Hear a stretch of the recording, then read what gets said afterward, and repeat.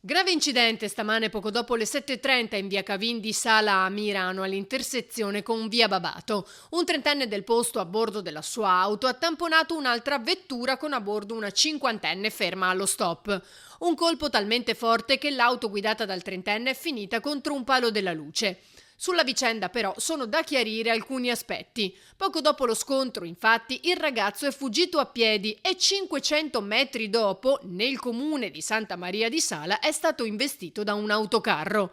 È ricoverato in gravi condizioni nel reparto di rianimazione all'ospedale di Mirano, ma non sarebbe in pericolo di vita. Sembra che con sé non avesse documenti. Sul caso sta indagando il nucleo infortunistica della polizia locale. La donna a bordo del mezzo tamponato è rimasta ferita, ma non in modo grave.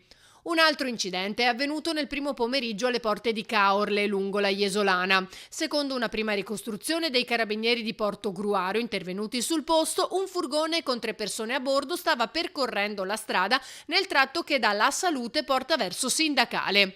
Nel senso opposto sopraggiungeva un'altra auto che stava per svoltare e raggiungere Marango. Inevitabile lo scontro frontale. 4 i feriti. I 2 più lievi sono rimasti sul posto, gli altri portati a Caorle. Nessuno in pericolo di vita. Inevitabili i disagi alla viabilità.